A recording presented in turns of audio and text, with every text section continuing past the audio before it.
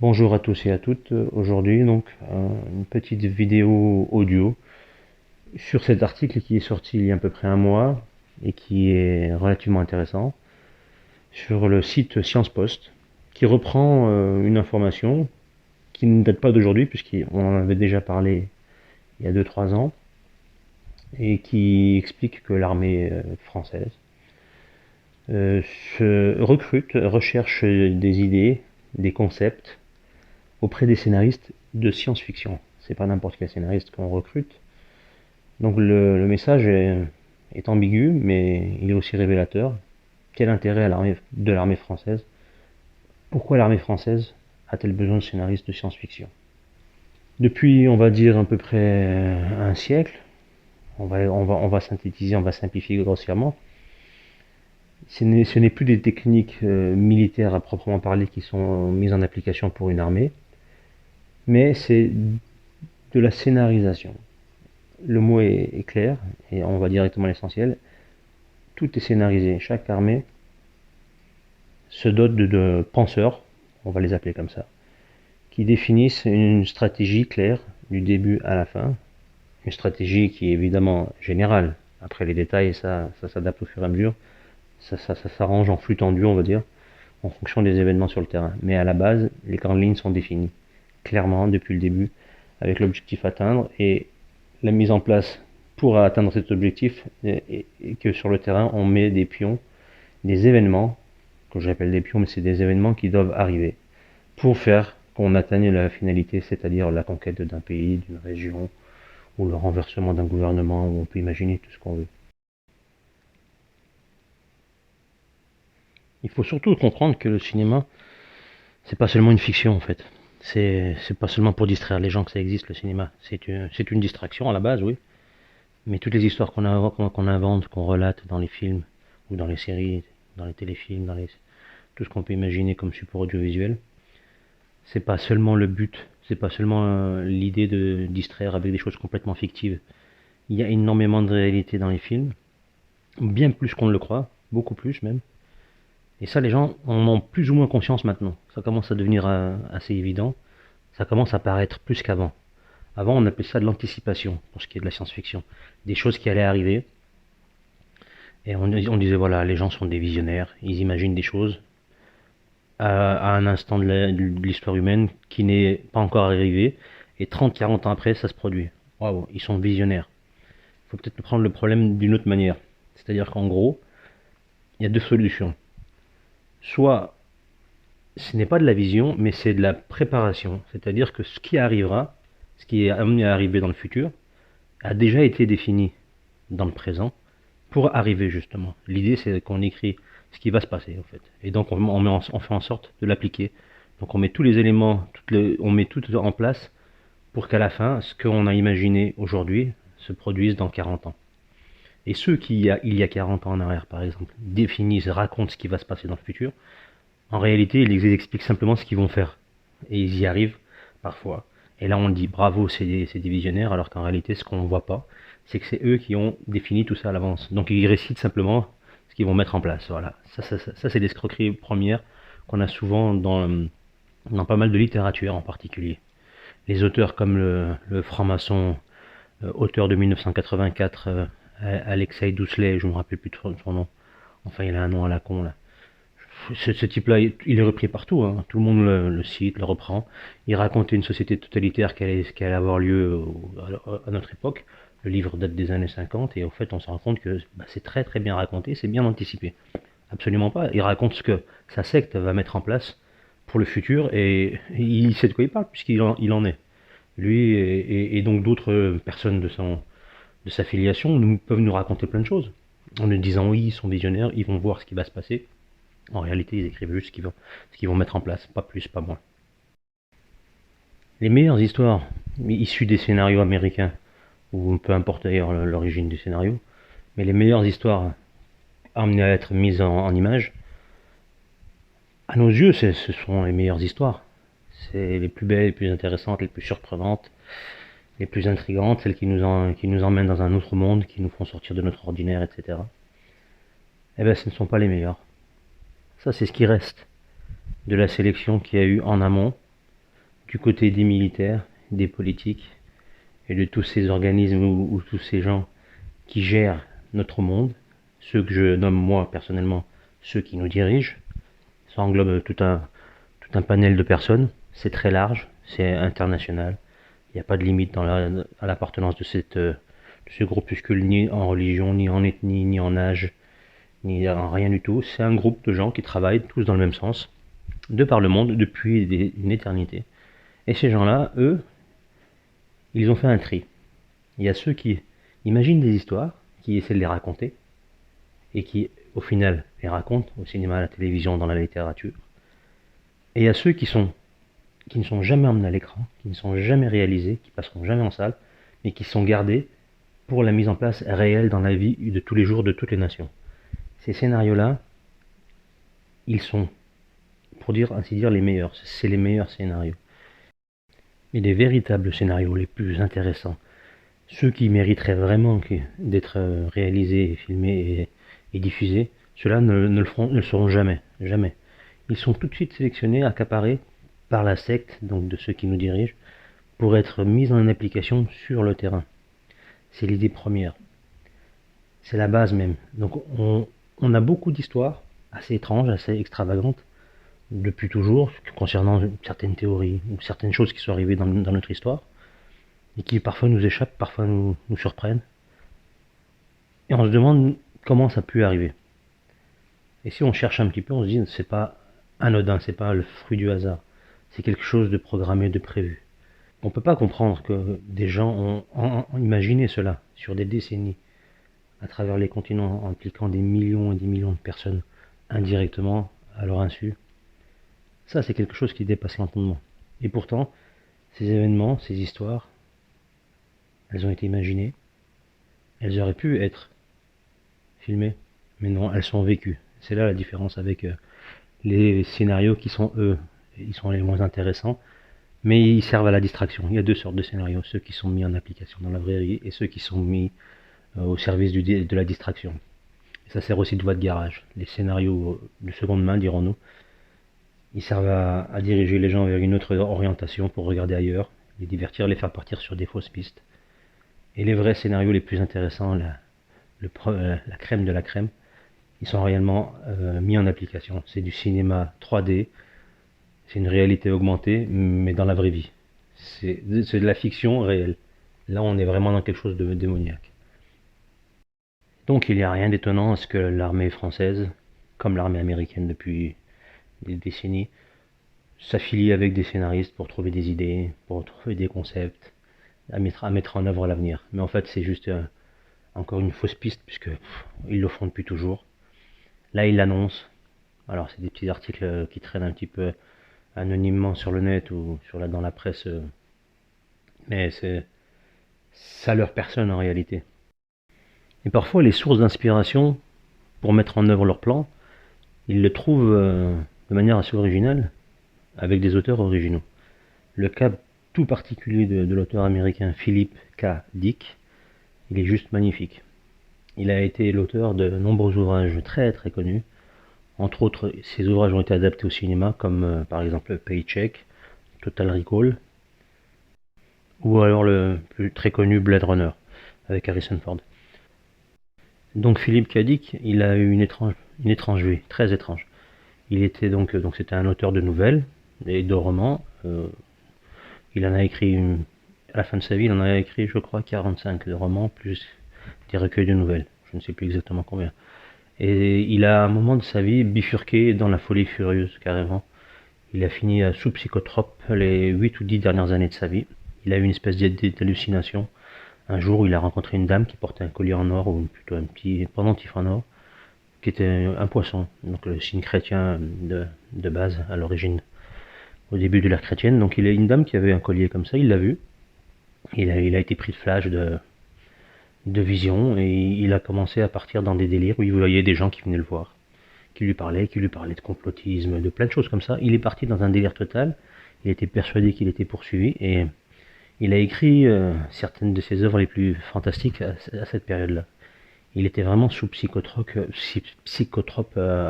il avait un traitement très lourd, et il prenait d'autres drogues également. Et il a écrit, je ne sais plus exactement quelles sont les œuvres qu'il a écrites à cette période-là, mais elles étaient relativement intéressantes. C'était assez difficile d'accès d'ailleurs, parce qu'il fallait suivre ce qu'il disait. C'était des digressions assez impressionnantes, on pouvait perdre le fil de l'histoire. Et donc ce personnage-là, il a quand même écrit un livre magnifique qui s'appelle, c'était Minority Report, avec Tom Cruise, sorti en 2002, réalisé par Steven Spielberg. Minority Report, c'est l'annonce d'un monde où on anticipera les futurs crimes des gens, et on les arrêtera en amont, avant même qu'ils aient exécuté leurs méfaits. Simplement, comment on peut arriver à ce genre de choses? Avec la science précognitive, c'est-à-dire qu'il y aura des personnes, alors ça c'est totalement hallucinant, il y aura des personnes qui auront la capacité de faire des rêves prémonitoires, qui annonceront des choses, qui vont se produire, alors des crimes. Et ces personnes-là, elles ont des rêves très précis, avec les noms, les prénoms, les adresses. Et on arrive en reprenant tous ces rêves, à recouper les événements et à trouver et localiser avant que ça se produise les actions de ces gens-là qu'on a vues en rêve. Donc là, on est dans quelque chose de formidable. Simplement, aujourd'hui, on a des gens qui, par anticipation, vont commencer à vous arrêter ou à vous empêcher d'agir. Les auteurs un peu semblables à ce qu'a été Philippe K. Dick, c'est-à-dire des auteurs avec des idées extravagantes qui partaient dans des mondes insoupçonnés, ont dû servir à produire des idées justement à ceux qui nous dirigent pour les mettre en exécution. Alors Philippe K. Dick en lui-même, je ne sais pas si son œuvre a servi, je ne sais pas, j'en ai aucune idée, je n'ai aucune preuve, mais on peut supposer facilement que des œuvres de personnes sous psychotropes, sous différentes substances, qui ont détérioré leur faculté intellectuelle et les faisant entrer dans un monde beaucoup plus vaste et qui n'est pas humain de l'univers dans lequel nous sommes, ils ont forcément, ou leurs idées ont du moins été utilisées pour anticiper des plans qui ne sont pas perceptibles, qui ne sont pas accessibles à la masse des humains, puisque nous sommes enfermés dans notre réflexion proprement humaine. Si on arrive à s'affranchir de ça, on peut imaginer beaucoup de choses, on peut voir beaucoup plus loin que ce que notre vision humaine nous permet. Les films d'anticipation qu'on peut voir ces dernières années, ils anticipent bien ce qu'ils veulent anticiper, ou ce qu'ils ont décidé d'anticiper. En réalité, ils ont été absolument pas définis comme des divertissements, mais vraiment pour nous emmener vraiment sur une voie de garage, pour certains d'entre eux. Et pour d'autres, ils nous narguent en nous annonçant certaines choses, en nous disant voilà, par exemple pour le film Matrix, qui est l'archétype de la voie de garage audiovisuelle, ce film-là, ils annoncent entre autres, ils reprennent le passeport, la célèbre information qui ressort de ce film, c'est que le passeport du personnage principal Neo, on a une image où on le voit, il est ouvert, et il est né le 11 septembre 2001. Voilà. Ce film est sorti en 1999. Donc voilà, on a déjà une info, on se dit comment le hasard a bien voulu qu'ils arrivent à mettre le 11 septembre 2001 dans quelque chose qui va devenir 2 ans plus tard quelque chose de cette date d'incroyablement célèbre. C'est pas le hasard. Et ce film nous parle, entre autres, du complot, de la matrice, du monde fictif dans lequel on joue, dans lequel on vit, qui est une escroquerie, qui est un jeu, et si on veut sortir de cette réalité, il faut peut-être prendre la bonne direction en avalant une pilule. Bref, la pilule, c'est les frères et sœurs Wachowski qui nous l'ont mise, les auteurs et réalisateurs de cette trilogie de Matrix. Je ne sais pas s'il y en a eu un quatrième d'ailleurs. Eux, par contre, la pilule, ils nous l'ont bien carré, comme dirait l'autre, au fond du magasin, avec leur escroquerie de monde fictif, les méchants qui nous commandent, on ne sait pas qui ils sont d'ailleurs. Mais eux, par contre, ils peuvent dire qu'il y a un complot qui existe. Bon, maintenant, c'est devenu 2 femmes. Les deux frères sont devenus 2 femmes, chacun leur tour, l'un après l'autre, gentiment. C'est devenu les sœurs Wachowski. Voilà, faut le savoir. Donc eux, ils nous expliquent dans le monde dans lequel nous vivons, qui est décadent, qui est gouverné par des gens invisibles, on est dans un espèce de faux monde en réalité. Eux, par contre, ils ont compris la réalité, ils sont devenus 2 femmes. Ils ont changé leur propre nature, simplement comme ça, sur une envie. Donc, devenant de dégénérer tels que ces 2 personnages, il est difficile d'accepter cette espèce de soupe frelatée à la Matrix. Donc, être sous psychotrope, ça permet d'avoir accès à des choses qu'on ne peut pas avoir accès en tant qu'humain normal, de base, dirons-nous. Ça permet de sortir des nouvelles idées, des concepts très très avancés, très poussés, et absolument pas accessibles à la masse des humains. Les psychotropes libèrent vraiment l'esprit. Toutes les drogues en général permettent cela. Alors, il ne faut pas aller jusqu'au bout, c'est-à-dire que si vous prenez trop de drogue, vous allez complètement vous cramer. Mais ceux qui les utilisent avec des idées d'écriture ou pour trouver des concepts pour être performants dans le travail, ils ont des capacités qui dépassent tout le monde. Il y a beaucoup d'écrivains français qui écrivaient sous emprise d'alcool, en fumant de l'opium par exemple, et qui ça leur permettait d'être plus performants. Enfin, ils avaient des façons d'écrire plus originales, etc. Enfin bref, ça facilitait plein de choses. Mais dans le domaine dans lequel il est question, celui de la guerre, de la domination et de la tromperie, puisque l'idée c'est quand même d'imaginer des histoires afin de tromper les gens et de leur faire la guerre en passant. Donc l'idée c'est quand même de s'ouvrir une porte avec un monde qui n'est pas humain, donc c'est celui le monde des djinns, le monde des démons. C'est eux qui imaginent les choses les plus fantastiques, les plus sournoises. Ils ont une palette de possibilités qui nous échappent. Ils ont des capacités forcément beaucoup plus intéressantes et beaucoup plus importantes que celles des humains. Je ne suis pas de parti pris, je dis juste, je résume simplement les capacités d'imagination qu'ont les démons. Quand on part sur le principe que des entités invisibles, très très âgées, beaucoup plus âgées que nous, qui ont des milliers, des dizaines de milliers d'années, voire plus pour certains, ils ont vécu des expériences et des milliers de vies, l'équivalent de milliers de vies humaines, avec différentes populations. Ils ont vu tout un tas de choses qui se sont produites sur cette planète. Ils ont une expérience qui est inégalée sur Terre, comparativement aux êtres humains. On ne peut pas égaler leur connaissance, leur savoir-faire, leur histoire, etc. Donc 20 000 ans d'expérience, à la fin on devient un maître dans plein de domaines. 30 000 ans d'expérience ou 5 000 ans, peu importe, mais 1000 ans.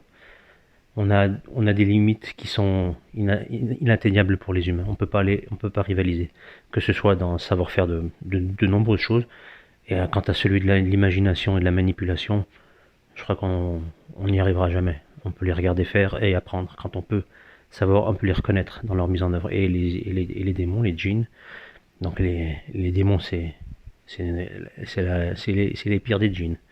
Soit ils sont la filiation directe de Satan, soit c'est des djinns qui ont décidé de faire du mal, sciemment. Donc ils sont tous dans la même logique, c'est-à-dire qu'ils utilisent leur capacité extraordinaire dans le mal à tous les niveaux. Soit physiquement, dirons-nous, sur le terrain, ou en prenant part à des manipulations, à des crimes, à tout ce qu'on peut imaginer, et aussi intellectuellement, en mettant en œuvre leur capacité de stratégie afin de piéger les gens. Donc dans les scénarios de films, on a beaucoup de monde.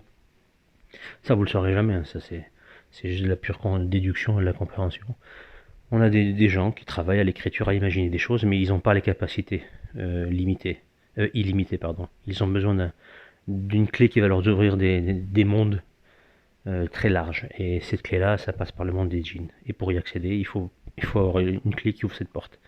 Et c'est pas compliqué, il y a deux choses l'une. Soit on demande l'autorisation, on les contacte et on essaie de travailler avec eux. Soit on prend des drogues. Pour faire très très simple. Je synthétise et je vais à l'essentiel. Je généralise, on va dire. Je rentre pas dans toutes les possibilités parce que c'est long. C'est très très long. Et donc, ils ont ces deux possibilités. Se faire un pacte avec le diable, ça concerne quelques personnes. Vraiment quelques personnes qui le font directement. Il y en a pas mal qui le font, mais directement pour ce genre de choses. Ça concerne quelques personnes. Et le risque est énorme. Puis beaucoup de gens n'y croient pas, donc c'est pas compliqué. Par contre, on sait qu'il y a quelque chose, ce qu'on appelle le monde des esprits. Ça, tout le monde peut le comprendre, l'imaginer. Et on sait qu'il y a quelque chose d'étrange qui se passe dans ce monde-là. Il y a beaucoup de gens qui savent qu'en étant dans un état de conscience altérée, on a accès à un imaginaire très large. Ils ne l'expliquent pas, ils le savent, ils le supposent. Et peut-être que certains l'ont déjà expérimenté. En tout cas, c'est de notoriété, dirons-nous. Et donc, imaginez prendre des drogues pour quelqu'un qui ne croit pas, qui croit absolument pas au monde des démons, tout ce qu'on veut, prendre des drogues pour se dire ça va libérer mon imagination, ça c'est acceptable, ça passe. Donc quand on arrive à convaincre quelqu'un de justement de se donner certaines drogues pour pouvoir décupler, booster ses capacités, on arrive à avoir du monde qui nous suit. Partant sur ce principe, donc une fois qu'on a, si on n'a pas fait donc le principe du pacte avec le diable, d'associationnisme avec le diable dans les affaires courantes pour arriver à ses fins, on passe par les drogues, et les drogues, ben, il y en a plein qui le font. Philippe Cadic, il l'a pas forcément choisi, mais il est parti dans ce délire-là. Il a eu des idées extravagantes. Regardez, lisez ses livres, vous allez comprendre dans quel délire on est. Regardez déjà ses livres adaptés au cinéma pour vous faire une idée de l'avance qu'avait ce personnage. Mais ensuite, on a plein d'anonymes qui travaillent, qui travailleront, qui travaillent pour les grandes causes militaires de ce monde créées par ceux qui nous dirigent, pour anticiper les choses à venir, les guerres à venir, la domination politique, comment elle allait être mise en place. Voilà, le panel est très large, ça couvre énormément de choses. Et l'idée, c'est que voilà, comment dominer le monde de manière sournoise, invisible et souple. Ça permet justement, parce que la visibilité permet la souplesse. On arrive sans se faire voir, donc les gens sont pas méfiants. Et si c'est bien emmené par une propagande médiatique qu'on dirige également, ça permet de faire passer l'anguille tranquillement. Et ce genre de choses, alors désormais maintenant on nous dit voilà, les militaires français, à l'instar de leurs collègues américains, recrutent des auteurs. Ce sont les auteurs du récit fictif dans lequel nous vivons qui recrutent des soldats, mais des soldats pas armés de mitraillettes ou qui pilotent des avions ou des tanks, non. C'est des soldats qui vont imaginer la manière de dominer le monde. Ces soldats-là, on va les appeler les scénaristes diaboliques. Eux conçoivent les grandes lignes avec, ça c'est des soldats humains, avec leurs alliés militaires qui sont les démons. Et là on arrive à une association assez fabuleuse dans le côté obscur de la force qui peuple cette planète. Donc on a ce monde allié qui généralise, qui rédige les histoires, les séries et les épisodes. Alors c'est des épisodes, hein. Le monde dans lequel on vit, c'est une série qui dure depuis des milliers d'années. Il n'y a plus de nombre, on ne peut plus chiffrer le nombre d'années depuis que cette série dans laquelle nous sommes existe. Et chaque saison, ben, on a ses rebondissements, on a ses trahisons, on a ceux qui partent, ceux qui disparaissent pendant quelques temps et qui reviennent après. On a toujours un petit climax à la fin de la saison pour relancer l'intérêt de la deuxième saison et de la troisième, etc. Ça garde les gens vigilants qui sont demandeurs de ça justement parce que voilà, on éveille en permanence leur intérêt. Alors c'est un intérêt on n'a pas le choix puisqu'on est impliqué dedans. Donc toutes les tensions politico, médiatico, financières qui existent sur cette planète, le côté religieux également qui est là aussi. Tout ça c'est bien entretenu, c'est travaillé. Et ça permet voilà, de monter des tensions avec l'Iran, la fausse guerre qui revient tout le temps, qui va arriver un jour peut-être, mais ils la déclencheront, ils le diront pas. Hein. Et puis en plus, comme c'est eux qui ont créé l'Iran, qui ont créé Israël, qui ont créé les États-Unis, c'est la marionnette. Et la Russie évidemment, ils agitent tout ça. Évidemment la Corée du Nord, la Chine, tout ça. Toutes ces entités qui nous agitent sous le nez comme ça en disant ouais, ça va se taper, ça va envoyer des missiles, ça va se foutre sur la gueule, avec le côté religieux qui est saupoudré là-dedans, qui sert à plein de choses. Ça pimente tout ça. Je rentre pas dans les détails, je reste vraiment dans le large, parce qu'il en faudrait des heures et des heures pour même pas effleurer le sujet superficiellement. Donc je vais pas en rajouter pour le coup pour cette petite entre guillemets vidéo. Et donc le principe de ce genre d'article, c'est intéressant et en même temps l'intérêt c'est quand même de se dire voilà, on demande aux gens d'écrire des choses qu'ils pourront mettre en place. Où est la réalité là-dedans? Est-ce que notre vie est vraiment réelle ou est-ce qu'on nous dicte ce qu'on doit faire comme vie? La question reste posée.